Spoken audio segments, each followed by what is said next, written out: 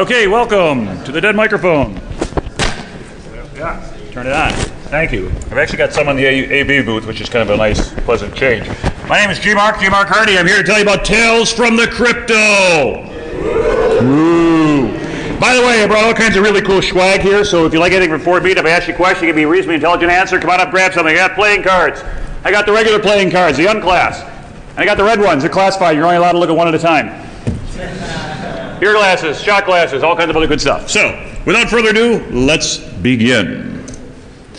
Now, I can tell you all about stories you can look up in the library, or I can tell you how to win crypto contests. Want to learn how to make money and win contests and impress people and like get the badge that says Ninja Party Unlocked? Things like that? Okay, so, want to buy a beer tonight? I'll tell you stories about World War II crypto, American ciphers, Japanese ciphers, German ciphers. You find a lot of times that cryptography has been present throughout history. It's usually been the determinant about who wins wars. This is not miscellaneous sideline stuff. This is key, this is important. And we look at the early days of crypto to the point that we figured out how to do asymmetric cryptography, and now what do we have? We've got online commerce with all the great security of SSL. But wait, let's go a little bit down to basics first. Because what I want to show you is kind of the basic moves in which you'll need to learn cryptography. All the crypto contests that I've got and everything you might see out there, for the most part, don't involve using software to go ahead and brute force gigantic numbers. Okay, that's fine and that's great, but that's fun for the computer. What's fun for you? Figuring out all the different components, what makes cryptography work. So I'm going to talk to you about transposition ciphers, where you kind of move things around. Substitution ciphers, where you change one thing for another. And product and exponentiation ciphers, which is in the 102 talk, which we are not doing today. But remember, there is always beer. So, on a transposition cipher, what are we talking about? If I've got, let's say, a message attack at dawn, and I want to disguise this thing in a not so terribly difficult code, but I want to make it in such a way that it is relatively difficult for somebody who's intoxicated to figure out, I will go ahead and map that thing across, let's say, 4 different columns. I could do 3, I could do 5, I could pick whatever number that makes me happy. And then what do you think the key would be if I'm going to go ahead and put things into 4 different columns and scramble them? Number 4? No. 4-digit number? What's specific about that 4-digit number? The order they're in. Come on up, grab something. So your key in this case would be 1, 2, 3, 4, which is a pretty bad key, but nonetheless, it works.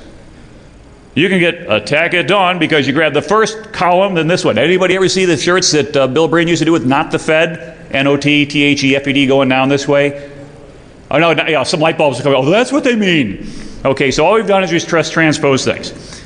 So transposition cipher means what you're going to do is just simply reorder them.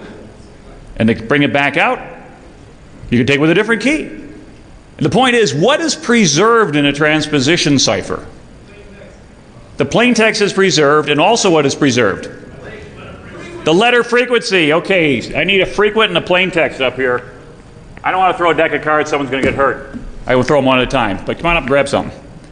And honor system, only one piece. So, substitution cipher, probably one of the earliest ciphers that was out there, is known as the Caesar cipher. Why? Who do you think first used it? Caesar. All right, that's not worth anything. But it turned out that back then, in the days of the ancient Romans, that being able to come up with a thing that was written was pretty good cryptography. Why? Because 99% of the known world was illiterate. So if you write it down, you win. Yeah, and it's in Latin, too. Non carborundum illegitimi est, right? Don't let the bastards grind you down. So, that's what I got to show for 3 years of Latin. So anyway, what Caesar cipher did is he said, let's take it and shift it over by a period of 3 letters. And so now what we do is we'll say A goes to D, B goes to E, C goes to F, and it rotates around the end, so Z doesn't go off into the universe. It does come back in A, B, and C. So that is starting to give you an idea of the whole key concept of a lot of cryptography, which is modular arithmetic. So what module are we looking at right here? 26. Mod 26. So you can count either from 1 to 26, or if you're C programmer, it's 0 to 25. But there's never a 27th letter. And so no matter how big that number gets, if you wrap around the end, you just knock off 26s till you get back down within the range. And so now if we take attack at dawn, and we put it in just a straightforward Caesar cipher, Pretty good. Which you might also hear tonight at some of the parties. But there's nothing magic about that particular Caesar cipher. In fact, this is probably the simplest case of a substitution cipher. Because what we're doing here is how many possible Caesar ciphers are there?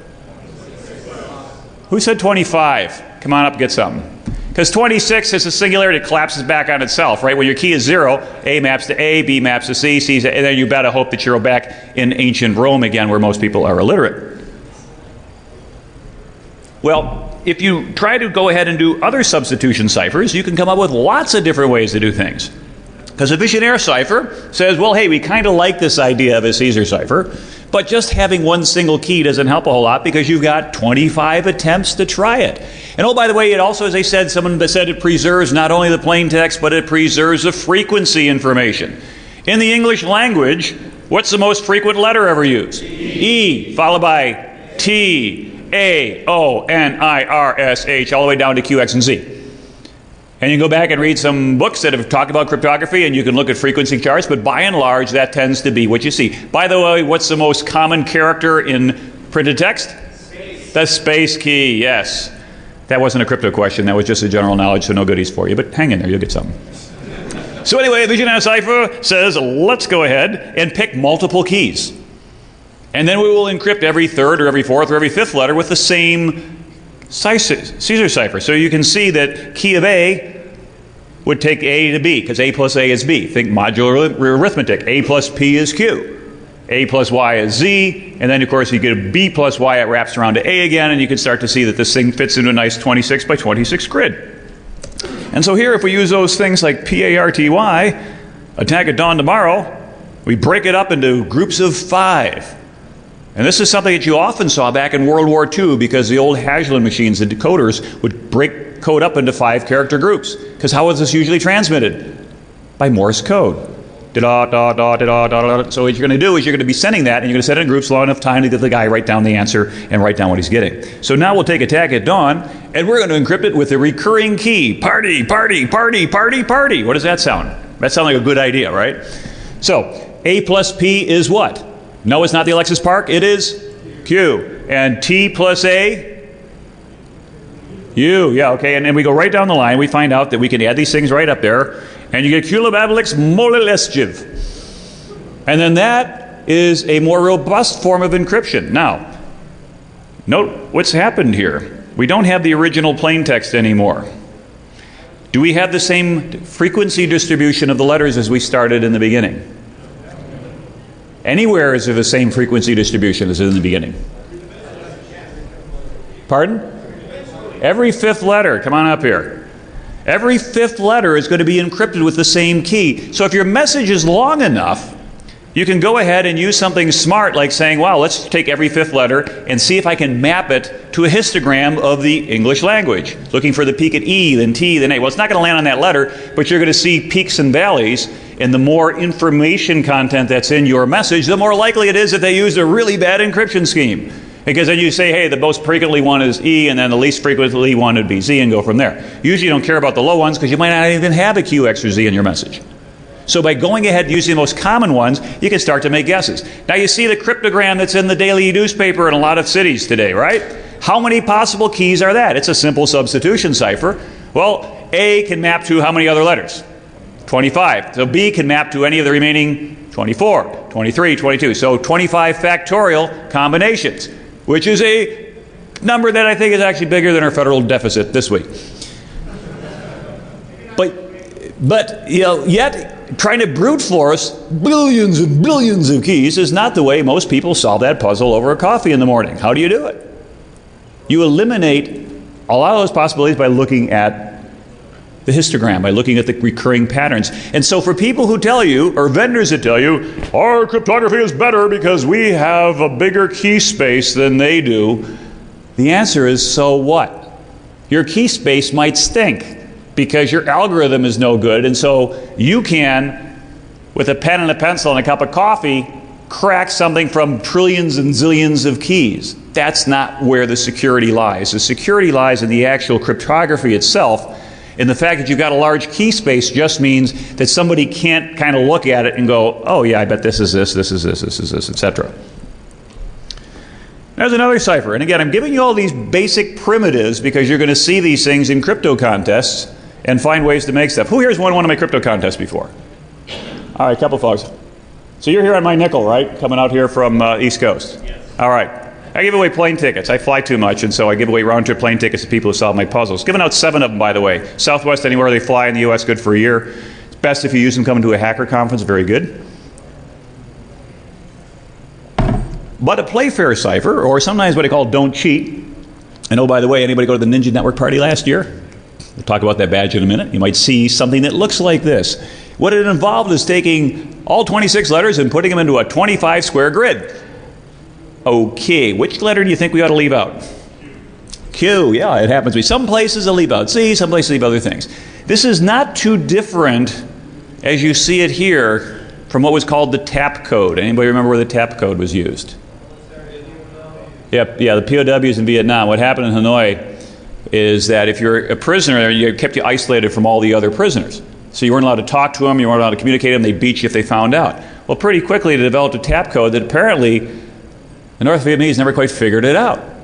And what it involved is just giving row and column. You're basically setting an index on this particular grid. So if you want to greet somebody like hello, the first one is a 2 down, 3 across, then first row, 5, HE, and then hello and things like that. Pretty basic, but that's sort of one of those encryption things that is just this, what type would you call that? Substitution, right? You're substituting taps for particular letters. Pretty straightforward. And so in this particular case, if we use a key of Hacker Jeopardy needs more crypto, for example, another cheap plug for Hacker Jeopardy, what we're going to do is we're going to start to populate those letters until we see a repeat, and then we'll skip it because we can't use it more than once, right? And so there's H for hacker, H-A-C-K-E-R. And I thought I had this on automatic, but it's meant. Okay, Jeopardy, J. We already used E, so we can't use it again, right? Because E's already up there. So we skip it and go to the O. And then P, A, R, D, Y. And then needs more crypto. And now you're going to find out that you just fill in the rest of the letters at the end. So just about every time a Playfair cipher is going to end in the bottom right corner with a Z, unless there's a Z in your key. And you say, well, is that a weakness? Potentially. Is there a problem here? Well, now that I've got this weird looking grid, how do I use it? What I say with a Playfair cipher is that it's pretty simple. There's only 3 rules. And so what the 3 rules are is that if you have 2 letters that are in the same row, like I'm trying to encrypt R-O, I would just simply say R and O are in the same row, so I go to the right one click, J and P. If I'm trying to encrypt the pair of letters S-T, where do you think it goes? M-Y, it wraps around. All right, so just think of this thing as like a cylinder that wraps back on itself. If I want to encrypt the letter pairs F-I, they go to G-L. And if I want to encrypt the letter pairs like C-E, it would go to K-H. So in a row, it's pretty straightforward. But you're noticing what I'm doing. I'm breaking it up into 2-letter groups. Why? Because when I look on my particular grid, I need to have like a start and an end point. But wait, there's more. What if they're in a column? What if I try to encrypt the letter pair A-N? What do you think the result would be? J-F. Yeah, you just go down one. If I encrypted S-W, S goes to G, W goes to C. See how that works? That's rule 2. And what's the last possibility? If they're not both in the same row or they're not both in the same column, they're in different rows and columns. Is that a problem? Not at all. So if I want to encrypt the letter pair H and S, I just kind of make a little opposite corners. H goes to C, S goes to Y. If I encrypt J and I, it would go J goes over in the same column I is, it becomes a P. I goes back over to J's column, it's an F. Do I ever have to worry about wrapping around when I'm doing something like that? No, I don't.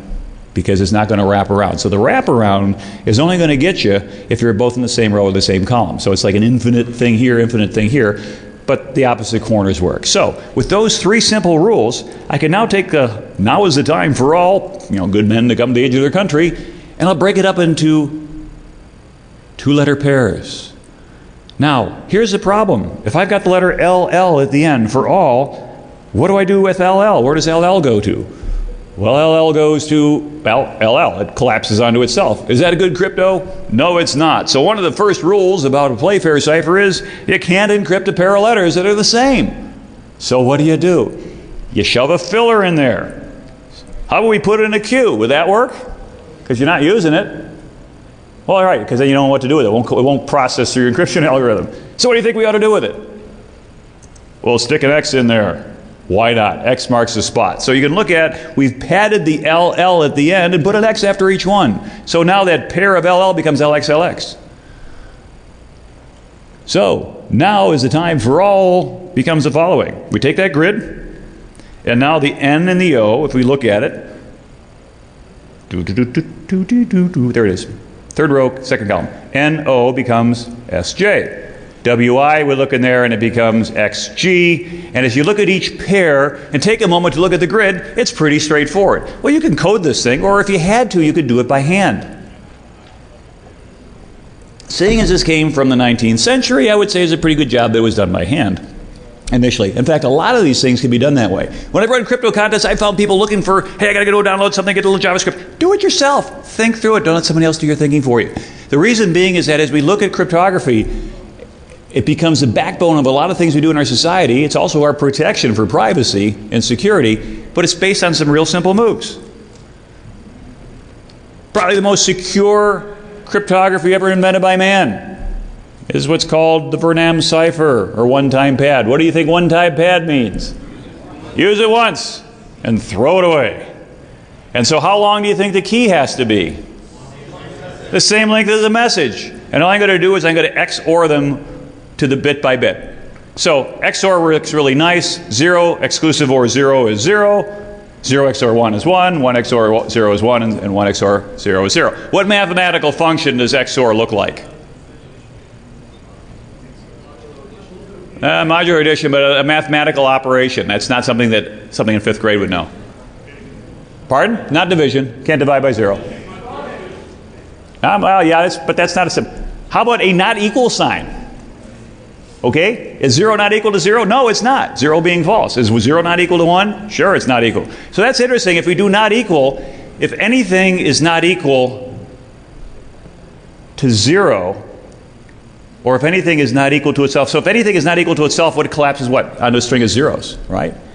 So if we encrypt a message with the key, and then we re-encrypt the message with the same key, what happens to the key? It goes away, and you get just the message back. That's a not equal sign. And so now if we go ahead and we do some basic 0110 math, there's no carry in exclusive OR, which is great. You don't have to think. You just do one bit at a time. Hardware likes one bit at a time. You don't have to worry about carrying. And so this is very, very fast. And this type of stuff is what you're going to see implemented in hardware most of the time. Now, if you want to encrypt, by the way, so substitution cipher, one-time pad, you can substitute with or without a one-time pad. But the cool thing about a one-time pad is you use it once and throw it out. Now, banking used to use that back in the 60s and 70s down in South America. But the problem was they were reusing the keys. Now, the problem was, I said, if you reuse the key, what happens? Something plus itself adds to all zeros. And if I exclusive OR 0 to 0, I get 0. And if I put the 0 to a 1, I get 1. So exclusive ORing 0 to a message gives me the message. And so now what was happening is you'd intercept one encrypted message, you'd intercept another encrypted message, you'd XOR them together, and now you have one message encrypting the other message. But guess what? Those keys have patterns. The letter E, encrypting E, is the most common thing you're going to see, and you're going to see spikes and valleys, and now you can break that apart. And once you crack that, you've reverse engineered it, then you pull out the key, and now you can break every banking message, and you can empty the bank. That's why you can't use keys over like that. So let's think. If you want to win crypto contests, how do you do it? Helps to think like the person that developed them. Anybody's doing Lost Challenge this year? Yeah, everybody, yeah, a couple guys back there. It's like, well, why aren't you out there hacking with the hardware? Did you figure out what is on the badge yet? It has to do with Lost? Yeah, okay. So you want to try to think of that guy. If you listen to his talk at 101 yesterday, he's got some really weird ideas. But it gets you thinking outside the box. Anybody go to the Ninja Network party last year? We had this really cool badge. And if you played around with it, it rated around and finally said Ninja Party. And if you went ahead and played with it, it was a game of Simon. And when you got all the way to the end, it said, don't cheat. I Playfair cipher. Playfair cipher. Yeah, I want it. And that up there in the substrate was this particular set of paired letters. Looks an awful lot like a Playfair, doesn't it? And now you kind of eliminated all the other possibilities of what it might be, and you can start cryptanalyzing that and going after it. Playfair, by the way, 676 different combinations. You know, there's a lot of things you got to worry about in some of these big grid things, but you don't have billions of keys. So there's some ways you can come up with some patterns and things like that, and that's what was out there on that particular thing. Okay, so let me tell you about a couple of crypto contests that I gave you, because I got one for this year for DEFCON, and if I give you an idea to get you inside my head, like these folks who already won my contest, you're going to understand a little bit about how these things are put together. All right, so it was just after Mardi Gras a couple years ago. I went down with my wife to New Orleans, and she's a fairly good-looking lady, and so like she didn't even have to show anything. They just throw in her piles of beads. Well, she thought, this is great. Well, you know, what am I going to do with beads? I got back to the hotel room, and there's like this massive amount of beads. I have to take like making runs to it. So I was like, I want to keep them. Why? Well, I can't throw them out. Yes, dear. So I went across the street to Walgreens like 1 in the morning, get this like big box, started loading up with beads. Well, it's getting heavy, and you figure, what's your weight limit before they start charging you? 50 pounds. So what do you got in a hotel room? Bathroom scale. Put the box on the bathroom scale and weigh it. What's the problem? Box is bigger than the bathroom scale. You can't see the readout. So how do you solve the problem? Think like a hacker. Yeah, weigh yourself, but it's how I did. I figured rather than hold this box trying to look, because then how are you going to see it, right? This is in front of you. Put the garbage can on the scale, which weighs maybe 1 pound, then put the box on the garbage can. And so I checked in with a 49.5 pound bag, a box, and the lady was saying, you're going to charge extra? Says, weigh it. And she's like, yeah, no, put your hand up. You can't charge me. It's exactly right. And so these things came home. I didn't want to kick them around the house for about 10 years, so I figured, okay, a couple weeks we got ShmooCon coming up. So this is what any normal person would do, right? If you had a whole bunch of beads sitting in your front hall, you'd invent a crypto contest. So I also have friends with too much free time. And so they developed all kinds of like really cool graphics that they were handing things out and posting it on. Hardy Gras, that was fun. She's also into cats. And your beads breaking your ciphers. Pretty cute, okay? So even cats get crypto. So what I did is I took all these beads. I randomly placed these things in the reg packets because Bruce and Heidi are friends. And what we did is I unloaded a bunch of these things. Purple, gold, green, and pink. Well, what's the 3 colors of Mardi Gras? Purple, gold, and green. Where does the pink come from? I'm not sure, but I had a bunch of them. So Lost was helping me with this one. Mouse was out there, okay? And we wore red beads. So we're 4 people wearing red beads. Everybody else had these other different colors. So what do? We had extra strings of red beads because if somebody solved the problem, we give them a red bead. Well, what does that do now?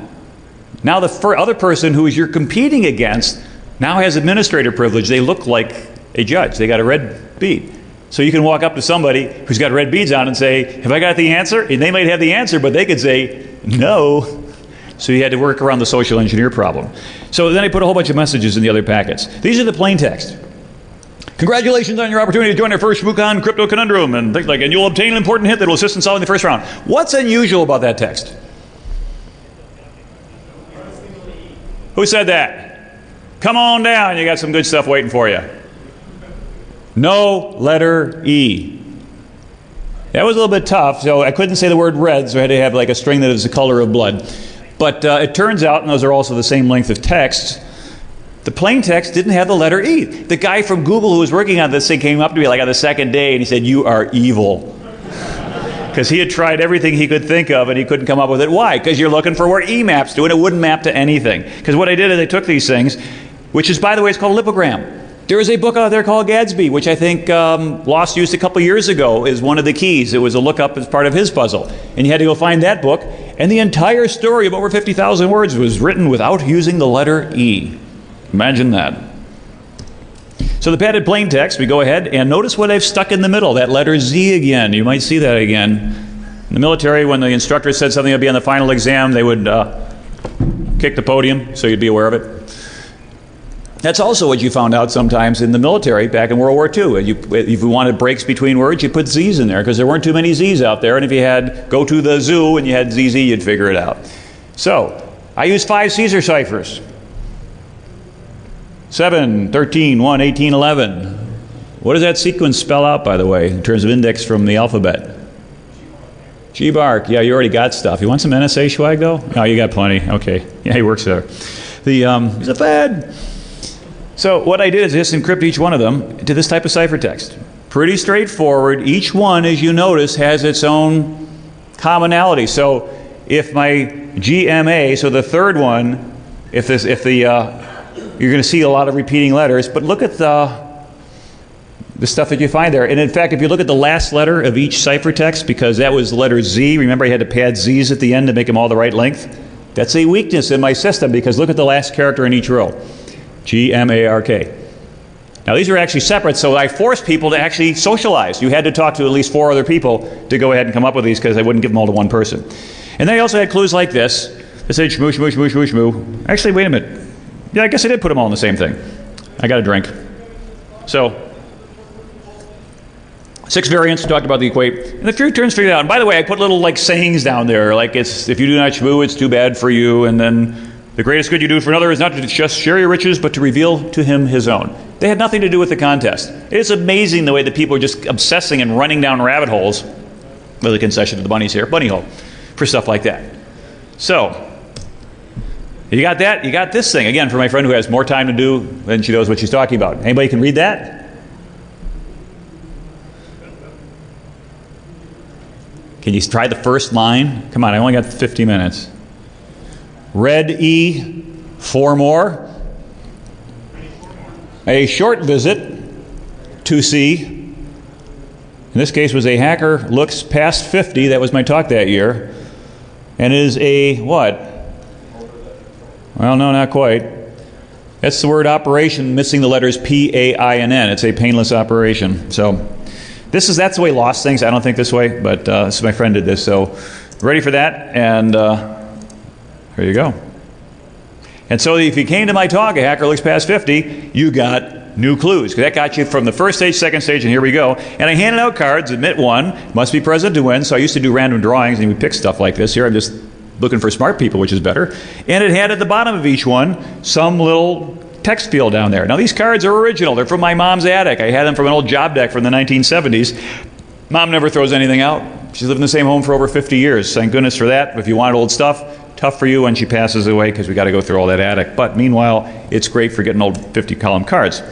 So that was that. And if you look at all these things at the bottom, you'll see all these letters down there, P, S, Q, C, F, Y. Well, we did a place fair. And the Playfair cipher was the key. A hacker looks past 50. Why not? That's the name of the talk. So, again, we populate the squares using the things that we talked about before. And there we go. And that then becomes the encryption scheme. We take these messages, and these are the 4 messages that I put out there. Go ahead and email martygarage@shmoocon.info. Who owns shmoocon.info? Me. Why? It was 99 cents at GoDaddy. Bruce didn't grab it, he didn't care about the .info, so why not? I think DEFCON.info is probably long gone, but you can think of these things early enough. It's first come, first served. Quick side story.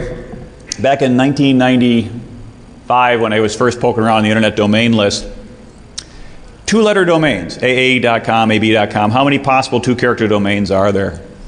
Well, 676 are their letters. I got to throw in the numbers, but who wants 0x unless there's something after it? Well, it turned out that what percentage of those domain names were not in use? About 88% of them. It turned out that there were only about 80 of those domains were registered. And it could have had any of them. But back then, the ethic that we had was you don't take stuff you don't need. It was like seashells on the seashore. You see one you like, take it. You don't see one you don't like, just leave it. And so we just kind of let them go.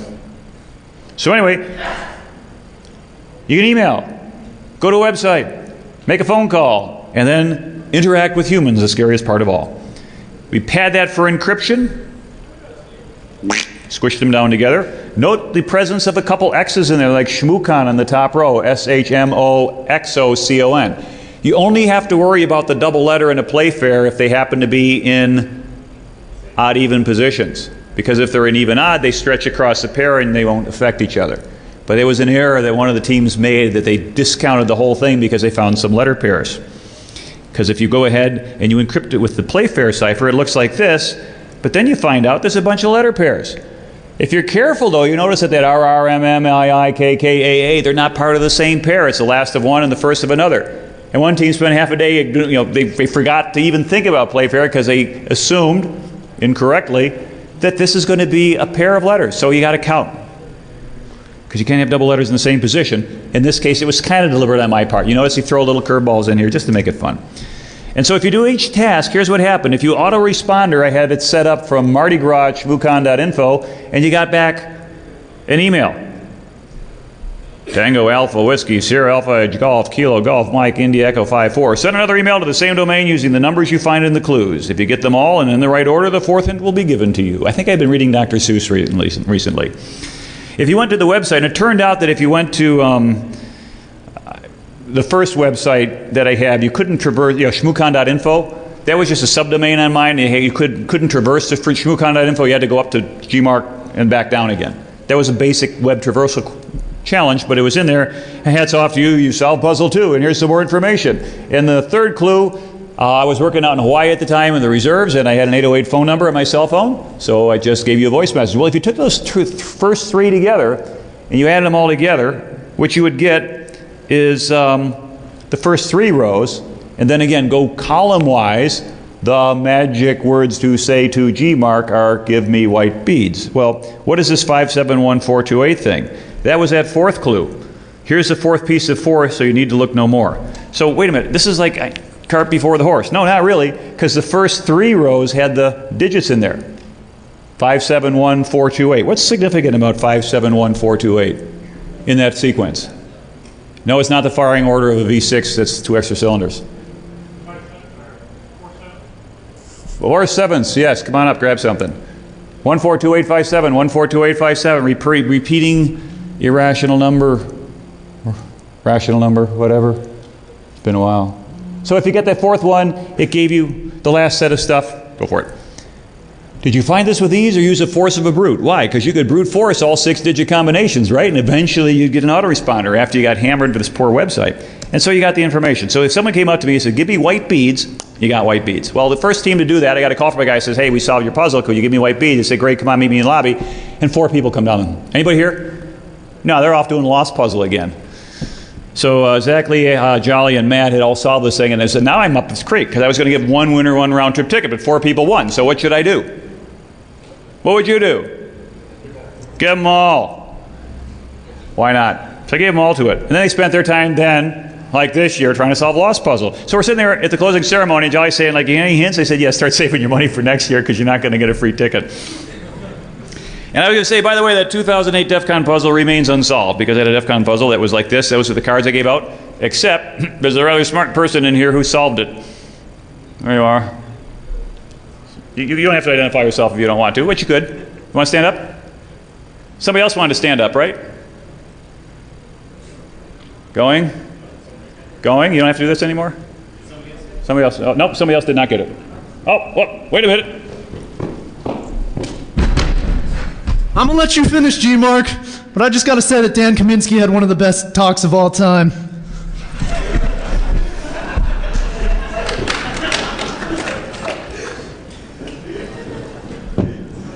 What can I say?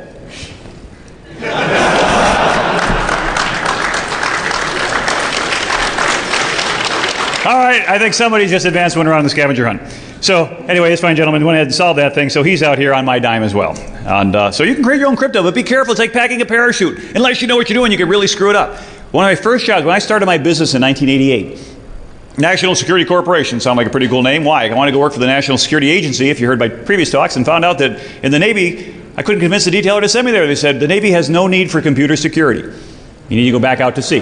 This is true. It's 1984. So I was like, well, what do? I want to do this. I want to do that. So I left active duty, went to the reserves, and then decided to go ahead and do security on the outside. Why? Because I went to the Fort Meade. After 3 years, I had to go look for a job. So I couldn't work for the National Security Agency, so I started National Security Corporation. So first company I had, they had some crypto. And they encrypted a whole big database of corporations around America with credit histories. I can't mention their client name even today. And they said we're going to have this newfangled invention in the late 80s called a CD-ROM. So instead of printing up directories, we're going to put on a CD, but we don't want anybody just exporting the entire database and then creating mailing lists and then doing stuff. Because what they used to do, seriously, back in the 80s, is every year this thing would come out and people would hire a boiler room full of people just bang, bang, bang, bang, and retype that stuff in there.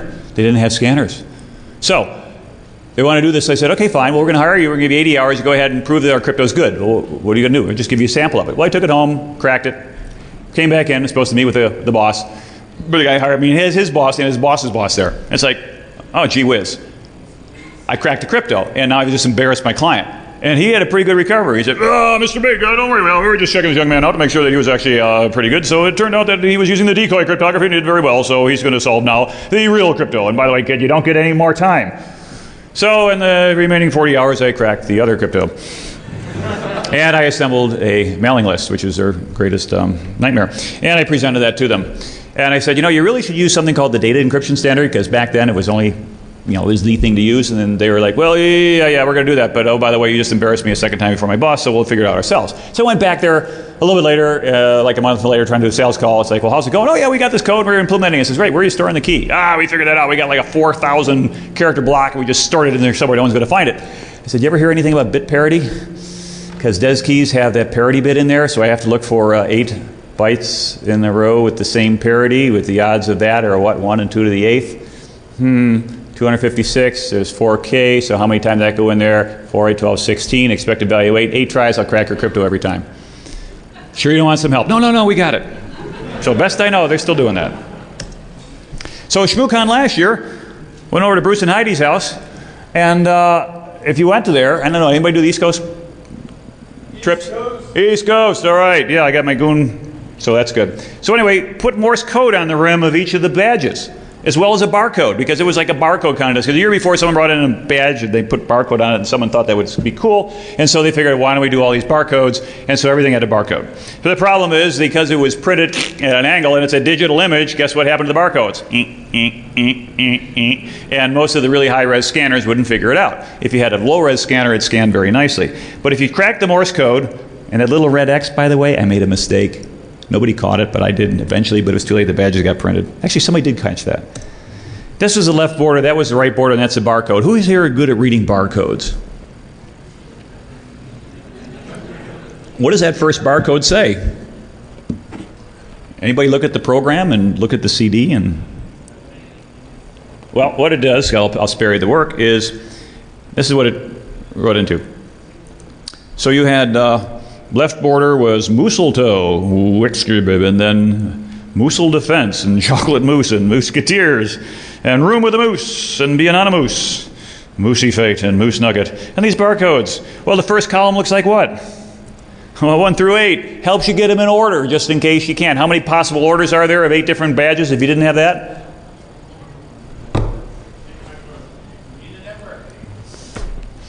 How many possible ways can you arrange 8 things? Not 8 factorial.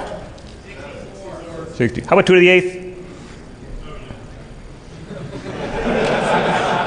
No schwag for you. And these things are actually legitimate checksums from the barcode. But what's stuff in the middle? What's this 1, 1, 2, 3, 5, 8, 1, 3, 2, 1? What does that look like? Fibonacci. So many people said that I don't have enough swag for you. So, somebody raise hands, I'll throw it in the general direction. If your hand's not up, don't keep it. All right. Fibonacci sequence. What's unique about the Fibonacci sequence? For those who didn't study math or were asleep in it. Well, 1 plus 1 is 2, plus 1 is 3, plus 2 is 5, plus 3 is 8, plus 5 and 8 are 13, 8 and 13 are 21, and so on. It builds up, and there's lots of different things you can do with that. But it tells you something, that there ought to be something going on in there. So if you look at the table of values that I created, and we just go ahead and we transcribe all 8 badges. Again, note the common element. You got to socialize here. You have to roll around, look at other people's badges. And you get people coming in staring at your chest, and it's like, are you looking at my badge or what? Well, okay. And you end up with all these different combinations. But what's the stuff on the right? Well, it's just padding, right? It doesn't matter. Well, look, there's Gmark. But guess who else showed up in here? That was not planned, honestly. That just, that came up, and it's like, oh, wow, this is pretty neat. It's a sign. It's a great puzzle. And yeah, so that he appeared in the middle of my crypto puzzle on column 13. So what we had at the end is like the telomeres. What's a telomere? End of your DNA. That's all the stuff that when the telomere starts to unravel, because it's like the padding at the end, it's a slack space in your file. Telomere is gone, what happens? You, well, not die immediately. You start to reproduce your cells incorrectly. They turn into cancer cells. They get big, and then you die. So if you keep your telomeres long, you can live a lot longer. That's the current theory. So looking left to right on these telomeres, there's some stuff in there. I've had Bruce and Heidi, and I put an X and an O in there, but I spelled Heidi's name wrong. I didn't have to, but I did. It was stupid. And so then there's things that are left. How many letters are left? Who's good at counting?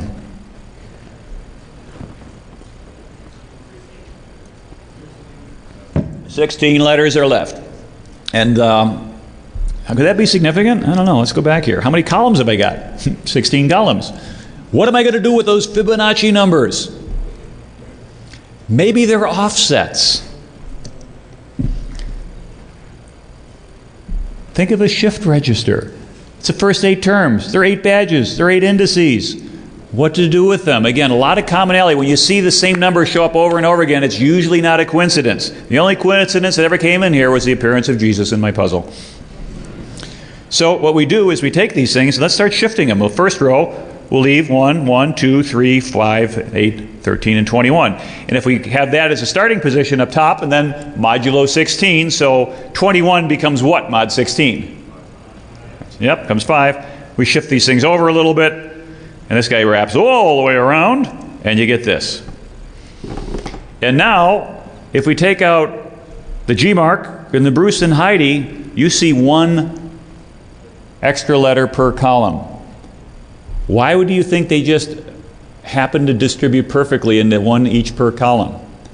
Because they probably needed something to get there, right? Each column gets a spare letter, so what do you think I might do with a column? Come on, this is some goodies up here. Anyone? Bueller? Bueller? Anyone? There's a pattern, but it's padded. I already padded it, so what do I do with it now that it's padded? Come on, you guys got to want to win crypto puzzles. You got to think like a cryptographer. Oh, they're already aligned. We already realigned them. We padded it, and we're ready to go ahead and solve it. Okay. Give me $20. That's a negative puzzle. Steganography. No, it's not steganography. We go ahead and we turn them into numbers so we can then do what to the numbers?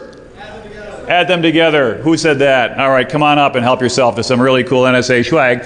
Because letters don't add very well in your head, but numbers add pretty nicely. And so if we add by column, what do you think we get? Well, we get big numbers. Like these. Had problems making decisions? Well, yes and no. Okay, so we add up all these columns. We get 16 different columns. We get all these answers. Well, what do we do with the sum? They're too big. What's the 113th letter of the alphabet? We don't have one. So what do you think we do with them? Mod 26. Mod 26 them. And now we go ahead and get these numbers. All right, what do we do with those numbers? Turn them back into letters. Wow, we're doing great. Okay, this is like a really tough code.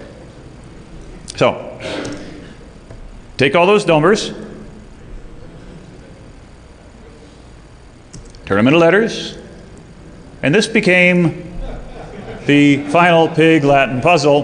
The person who came up with the solution, they won a round-trip ticket to come out here. By the way, the very lame Shmoocon badge puzzle, which was weird because it involved like a PDP-8 paper tape punch, and you had to assemble it, and you ran the program on a PDP-8 simulator. You had to take the output, run it through like some Enigma simulator, and then you got some answer, and they gave you a 8 gig memory stick. It's like, dude, do my puzzles, they pay better.